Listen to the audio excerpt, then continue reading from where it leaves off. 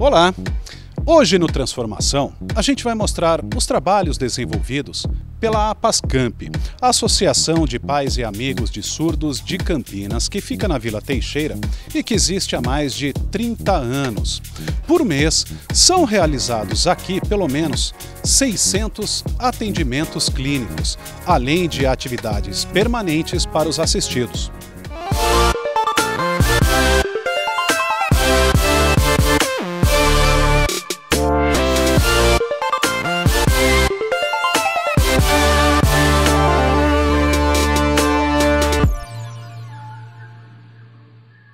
E para falar um pouco mais sobre os trabalhos desenvolvidos aqui na APASCamp, eu converso agora com o Carlos René Fernandes de Oliveira, ele que é presidente da instituição, e também com a Juliana Bertelli, ela que é a coordenadora aqui da APASCamp. Gente, muito obrigado pela entrevista, viu? Muito prazer.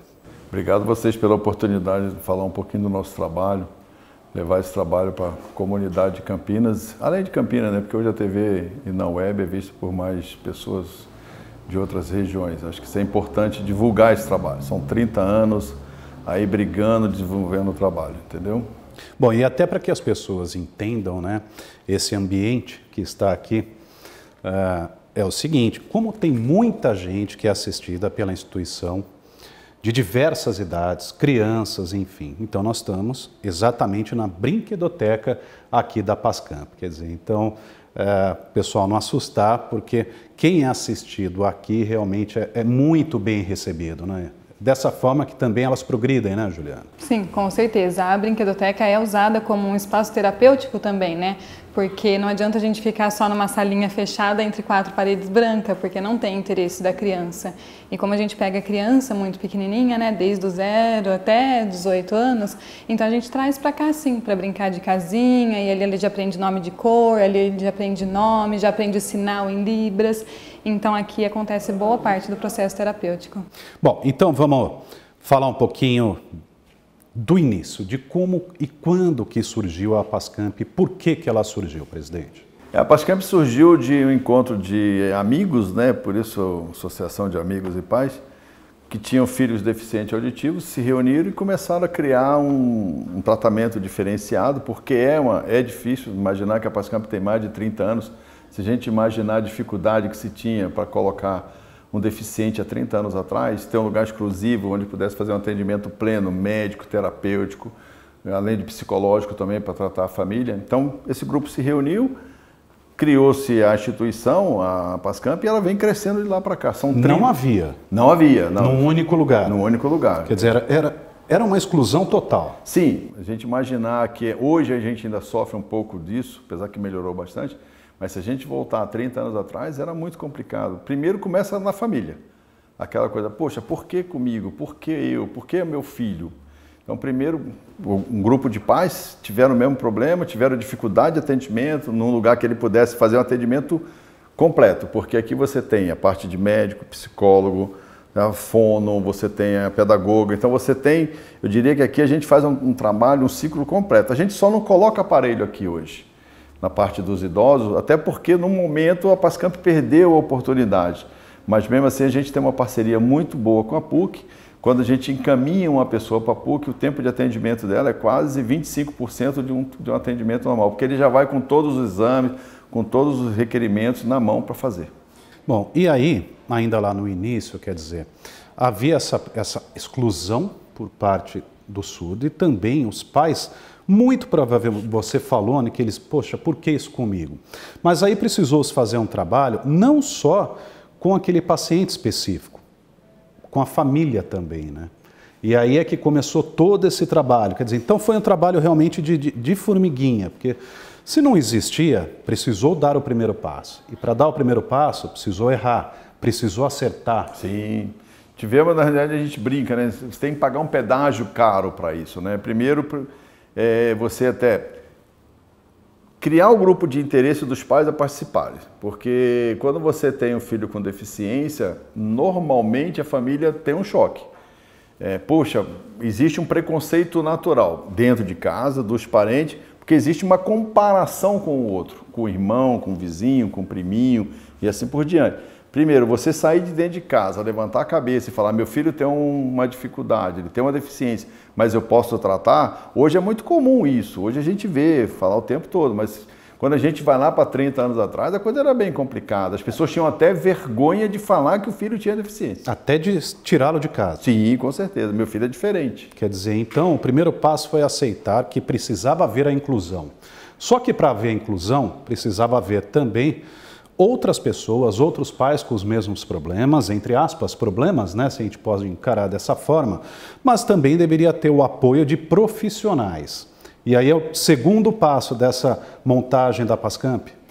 Aí vem o doutor Luiz Miguel, se não me engano, que acho que é o primeiro médico otorrino, que ele, em função, entra nesse grupo, vem com a contribuição da medicina como médico, sempre como voluntário, que ajudou, eu diria que graças a ele, né, e outros fundadores, a PASCAMP é o que é hoje. Foi o reconhecimento, colocar a PASCAMP no nível técnico e profissional respeitado por esse engajamento, tanto das famílias, o grupo desses pais amigos, e trazer o Dr. Luiz Miguel como um grande fundador, na parte como voluntário, e começando a cuidar da família, aliás, do deficiente, e depois com um grupo de profissionais para cuidar da família também. Bom, e aí foi crescendo. E hoje vocês estão numa área construída de 410 metros quadrados, enfim, terreno aí total de mais de 1.000 metros quadrados. Então, a instituição cresceu, se firmou, fez parcerias e são várias atividades desenvolvidas, né? De acordo com o passar do tempo, enfim, o aperfeiçoamento também dos profissionais, das técnicas, da tecnologia, e vocês vão implementando tudo isso aqui dentro. Hoje, como é que está a instituição? Hoje a gente tem diversos serviços que são oferecidos, né? Então a gente tem a parte da saúde clínica, que é onde os pacientes passam para fazer os exames de audiometria, de bera, a parte diagnóstica, onde eles descobrem se eles têm deficiência auditiva, surdez ou não. A gente tem também o médico otorrino, então qualquer tipo de queixa no ouvido, né? Um zumbido, uma questão de não estou escutando bem, cera, a gente também tem essa parte do otorrino, e a gente tem a parte das terapias de reabilitação das crianças principalmente.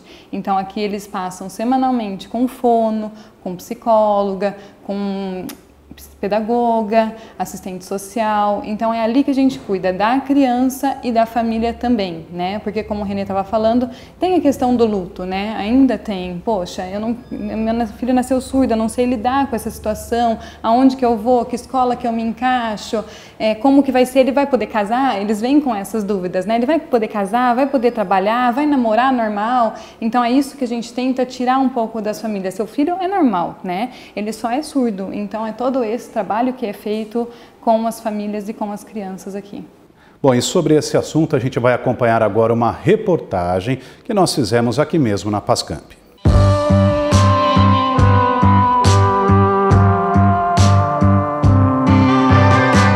Esta é a sala de espera da parte clínica da PASCAMP.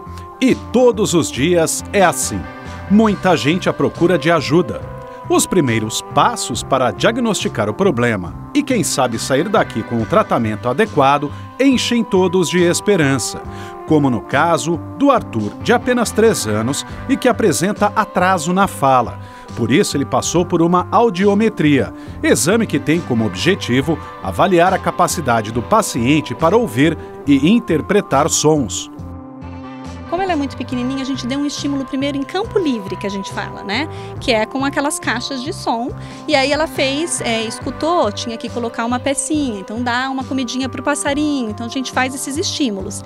Se viu que a criança conseguiu fazer, aí a gente vai e põe o fone de ouvido para conseguir testar. Então a gente testa pelo menos uma frequência de 500 a 4.000, que são frequências da área da fala. E esse exame tem que ser abaixo de, pelo menos em 15 decibéis tem que estar, abaixo de 20, para dar uma audição normal. E aí a partir disso, se essa criança não conseguir terminar, a gente faz uma segunda tentativa, ou se não, em último caso, a gente manda para uma avaliação objetiva, que é o BERA.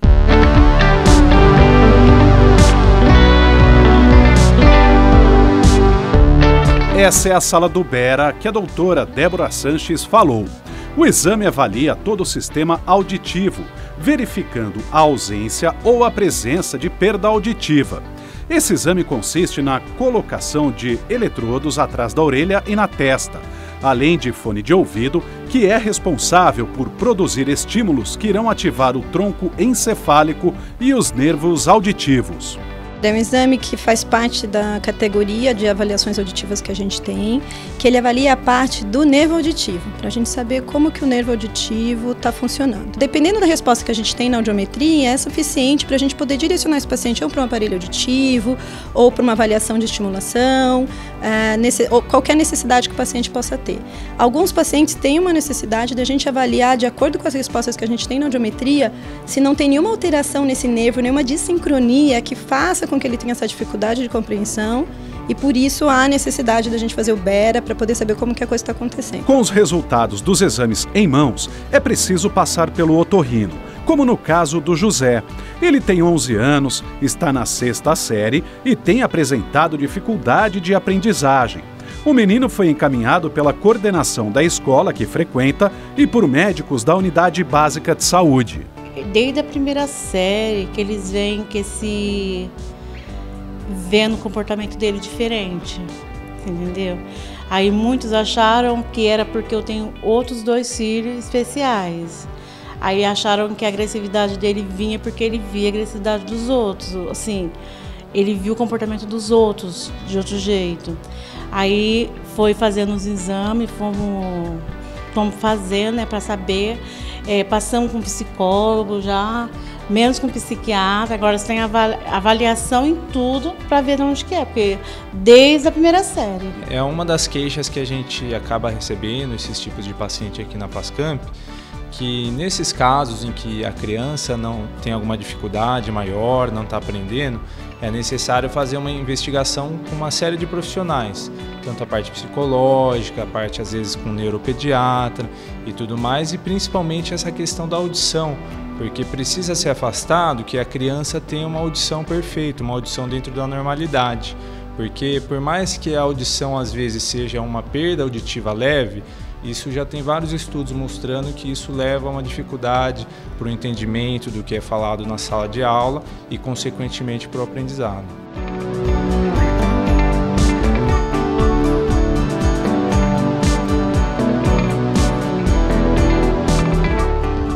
A gente acompanhou esse trabalho desenvolvido, né, com os pacientes, com o otorrino, enfim. Mas aqui nessa parte clínica, são mais de 600 pessoas que passam aqui por mês. Então, é muita gente realmente procurando atendimento. E um desse atendimento, que realmente somente a Pascamp faz, a Unicamp faz e a PUC também faz, que é o Berna. É o exame de Berna. Berna, como é que é esse exame? Esse exame é o exame onde a gente vê o grau de maior profundidade da surdez, né? Onde a gente consegue fazer o exame mais profundo, né? Onde a gente consegue ter um diagnóstico mais preciso do grau de surdez, tanto da criança como do idoso, como de qualquer pessoa, né? E por que só esses 3 lugares em Campinas fazem? Ele é um equipamento caro, poucos profissionais também habilitados a executar. Então acho que isso é a dificuldade. Na realidade a gente acha que deveria ter em todos os lugares, mas até pelo fato justamente da questão da qualificação da mão de obra e do custo do equipamento. Uhum. Bom, além disso a gente tem também nessa parte clínica a audiometria. Sim. Também é bastante procurado. E tudo que é feito, oferecido aqui é gratuito? Sim, 100%. Tudo que a pessoa vem e procura? Tudo gratuito, a gente não cobra nada. Uhum. Nada de nenhum paciente, nada. Na realidade, nós temos aí fonte de receitas, convênios com a prefeitura, nós temos prestação de serviço, como toda entidade faz, venda de pizza, bingo, a festa de São João, mas a gente não cobra nada dos pacientes. E o primeiro 100% voluntário. E o primeiro passo é realmente fazer esse exame clínico, para daí sim ter esse diagnóstico do paciente? Isso, a princípio a pessoa que está com queixa auditiva vem com a gente, marca um exame, a gente faz o exame de audiometria Ibera, com o resultado em mãos, ele passa com o médico e o médico encaminha ou para aparelho, ou para o nosso serviço de reeducação auditiva, ou não, né? Tá tudo bem com a sua audição, mas ele passa com os exames antes de passar com o médico. E independentemente da idade? Independente da idade. E aí, num caso como esse, vamos supor, que ainda seja uma criança, aí ele faz todo o tratamento aqui dentro? Sim. Sim. A criança, na verdade, a gente prioriza que a criança venha quanto menor, melhor, né? Por quê? Porque ele é aparelhado muito mais cedo, ele vai ter um estímulo muito mais cedo, a volta dele, o retorno dele vai ser muito melhor, né? E a linguagem dele? Sim, com certeza. A linguagem vai ser desenvolvida muito mais rápido. Porque se a gente pega, por exemplo, uma criança de 8 anos, até aparelhar, até essa criança começar a entender o que é aquele som, já passou toda a primeira infância, né? Agora, se a gente pega um bebê, que tem casos aqui, a gente pegou um bebezinho e já começa a dar estímulo na brinquedoteca mesmo, olha o sonzinho, chocalho, baleinha, trenzinho, carrinho, a criança vai se desenvolver tão bem quanto uma criança ouvinte. Uhum. Independentemente do grau de surdez daí? Sim, sim, porque, por exemplo, os que são profundos e severos, severo e profundo, a gente já entra com a Libras. Então a gente conversa com a família e aí, ao invés de falar, olha o aviãozinho, a gente já mostra, ó, avião. Então ele já vai adquirindo a linguagem dele na Libras. Não no português, mas na Libras. Uhum. E tem caso que o aparelho resolve, mas não é em todo caso. Sim, sim. E aí é que há o encaminhamento que o senhor falou para a PUC, para o aparelho. Porque na realidade nós temos algumas situações. Você tem a criança que você, se ela tiver condições, dependendo do grau da surdez, você vai fazer aparelho, vai fazer uma série de coisas. Hoje você vê a tecnologia, você vê muita gente já implantado, inclusive, né? E na realidade, quando a gente vê que não tem a questão da comunicação, aí você vai trabalhar a Libras, que é um diferencial que a gente vem implantando de um tempo para cá, porque antigamente a gente tinha o foco de oralizar. E hoje não, a gente vai oralizar, vai trabalhar com Libras, porque a gente entende que a pessoa tem que ter a comunicação total, seja oral ou seja através dos sinais de Libras, né? Através de linguagem de sinais. E tem a questão do idoso, porque ele vai perdendo a audição com o tempo. E aí, nesse caso, não tem jeito, você vai botar o aparelho e vai encaminhar para a PUC. E aí a gente tem um diferencial, porque quando a gente encaminha para a PUC, ele já vai com todos os exames feitos, com todos o diagnóstico já definido, já pautado. E aí tem um ganho que ele tem menos tempo na fila de espera da PUC. Entendeu? Acho que isso é um ganho que a gente oferece para a sociedade com o nosso trabalho aqui. Tá bom. Bom, a gente faz uma rápida parada, mas não saia daí. Voltamos já.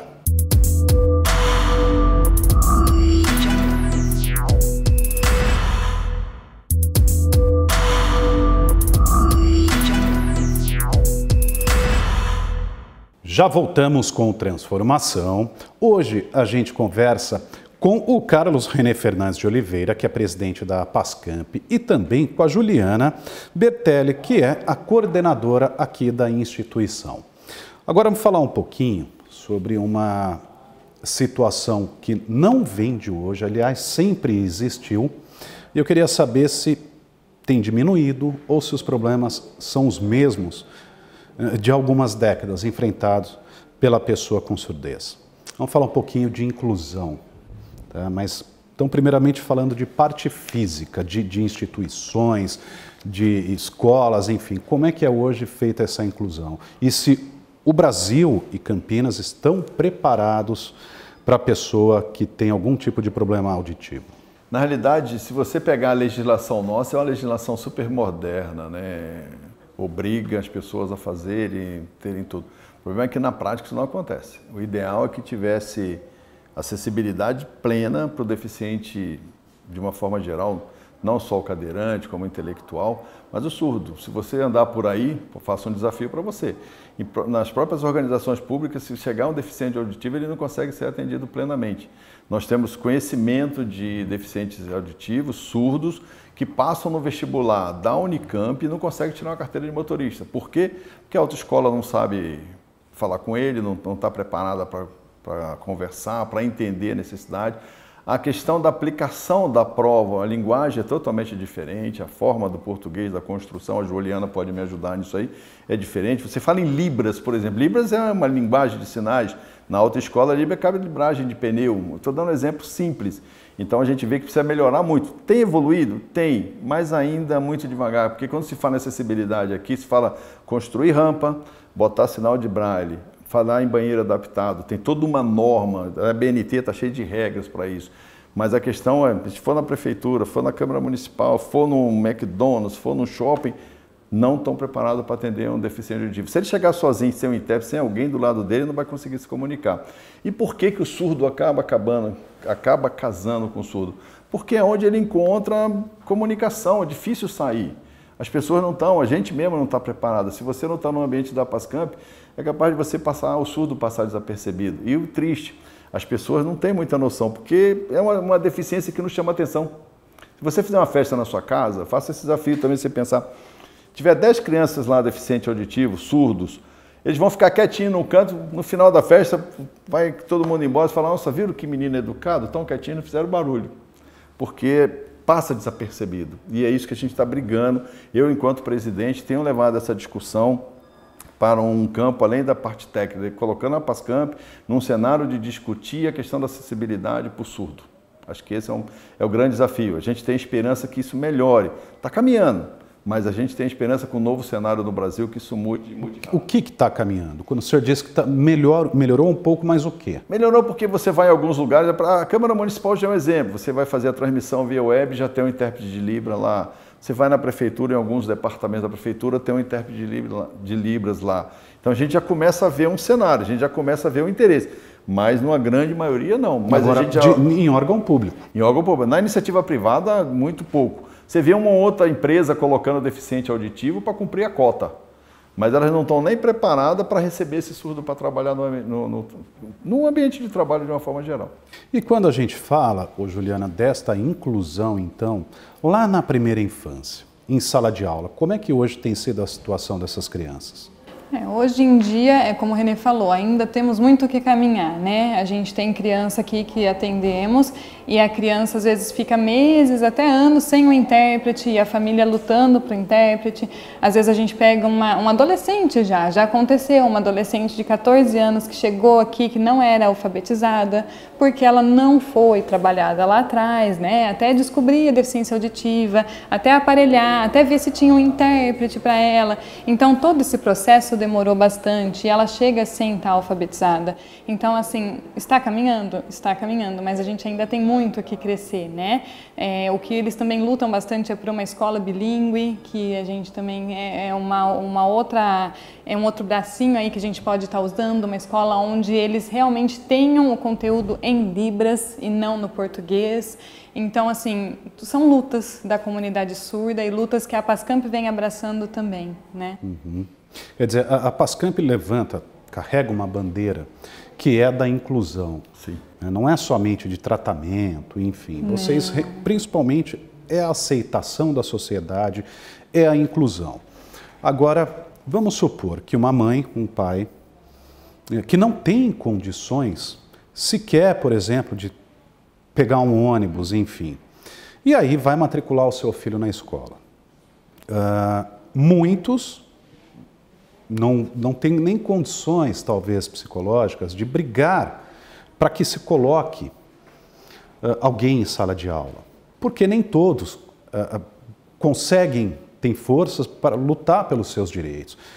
E é um direito dele de ter uma pessoa especializada dentro da sala de aula. Uhum. Hoje em dia a gente também trabalha dentro da escola dessas crianças, né? Então a pedagoga faz visitas, diria mensais, dependendo de acordo com a demanda da criança. Então ela está sempre em contato com o professor, com o pai, com o diretor, justamente para estar mediando essa situação, né? Porque realmente é o que você falou, os pais, eles vêm, muitas vezes doloridos, né? De todo o trajeto, até descobrir o que é que aquela criança tem, né? Até ela conseguir um uma reabilitação para essa criança. E aí tem mais a barreira da escola, né? Então, a gente está aqui para ajudar. A gente vai até as escolas, conversa com os professores, orienta, monta material junto com essa escola para estar trabalhando com criança, porque a deficiência auditiva é como, por exemplo, quem usa óculos. Não é um único material para uma única criança, né? São graus. Então, tem aquele que escuta um pouquinho mais, tem aquele que escuta mais ou menos, tem aquele que não escuta, e a gente faz esse direcionamento para essa criança, é individual. E a gente briga junto, né, para ver se consegue um intérprete, instrui a família quais são os caminhos que ela tem que correr, os caminhos que ela tem que fazer para conseguir um intérprete na escola. Porque nada é adaptado, né? Enfim. Nem cinema, né? Não, nem cinema. Como é que faz? Já houve? Nós tivemos uma experiência muito boa de uma sessão de cinema em Campinas, em parceria aí com a Prefeitura, a Secretaria de Deficiência, da Câmara Municipal mesmo, e a Pascamp. Juliana, a gente colocou para vender os convites, vendeu num dia, né? Foi uma briga. Uma briga. E a gente agora espera que aconteçam mais, porque, aí imagina, é cinema, é teatro, são coisas que o surdo é excluído. Quer dizer, a cidade tem que oferecer para o cidadão opções. Né? Agora, então, vamos falar um pouquinho de mais algumas atividades desenvolvidas aqui dentro, aqui na Pascamp. Porque, assim, essas pessoas que chegam aqui desenvolvem atividades externas também, correto? Então, eu queria que a Juliana falasse um pouquinho dessas atividades. Tem natação, enfim, você tem culinária. Então, como é que vocês trabalham essas questões para que a pessoa também consiga se desenvolver em grupo? Sim, a gente faz, além do atendimento individual, que é o que ele passa toda semana aqui com a gente, uma vez por mês a gente junta todas as crianças. Por que todas as crianças? Porque, por exemplo, o João que vem de segunda não vai encontrar nunca com o Antônio que vem de terça. Né? Então, uma vez por mês a gente junta todos eles e é onde eles têm um momento de bate-papo, de troca. A gente normalmente procura atividades que são fora da Pascamp. Por que fora da Pascamp? Porque eles aprendem a pegar um ônibus, eles aprendem a conversar com uma outra pessoa que não está acostumada a conversar com eles, porque aqui na Pascamp eles têm o protegido deles, né? Aqui todo mundo sabe Libras, então tá tudo bem. Mas não é só isso que a gente quer preparar para a vida. Então a gente faz... vai na padaria, vai lá, compra uma bala na padaria. Como que você vai comprar uma bala na padaria? Atividades mais práticas, para eles realmente pegarem essa questão que às vezes a família não trabalha com eles. Meu filho é incapaz, aquilo que a gente já conversou, né? Bom, e a Pascamp também oferece curso de Libras, né? Sim. E como é que faz para quem quiser? O curso de participar? Libras... Nesse caso, ele é pago? Sim, nesse caso é o único serviço da Pascamp que é pago, porque a gente faz justamente para estar melhorando os atendimentos dos nossos usuários, né? Ele acontece toda quarta-feira, das 7 da noite às 9 da noite. Então tem o nível básico, o nível intermediário, o nível avançado e a conversação. Sendo que depois do básico, todos os outros são feitos por professora surda, tá? Tá, bom, e falar então um pouquinho agora para quem quiser ajudar a instituição, de que forma pode ajudar e por onde que ela pode entrar em contato. Antes dela falar, eu só queria falar, a gente tem usado o curso de Libras também para conscientizar a questão do surdo na sociedade. E tem sido muito legal, porque a gente está conscientizando o ouvinte, o oralizado, a se comunicar com o surdo. E está tendo uma multiplicação, porque ele acaba trazendo os colegas de trabalho. Nós estamos nessa briga aí. Além de ser uma fonte de receita para a gente reinvestir, nós estamos trabalhando nessa divulgação, na questão de informar para a sociedade que o surdo está aqui, que ele é capaz, que ele é, inclusive, professora surda, dando aula para eles. Bom, e os contatos para quem quiser ajudar? Ou então, procurar a Pascamp? Nós temos o nosso site, né, que é www.apascamp.com. Nós temos também um e-mail que é mobilização, sem o C cedilha e o tio, @apascamp.org.br e o telefone 3242-9900. Tá bom, gente. Muito obrigado, viu, pela entrevista, parabéns pelo trabalho de vocês e que a instituição continue crescendo cada vez mais. Muito obrigado. A gente que agradece a oportunidade. Bom, e termina aqui o Transformação de hoje. Outros programas você também pode assistir pelo youtube.com/TV Câmara Campinas. Muito obrigado pela sua companhia. Até a próxima.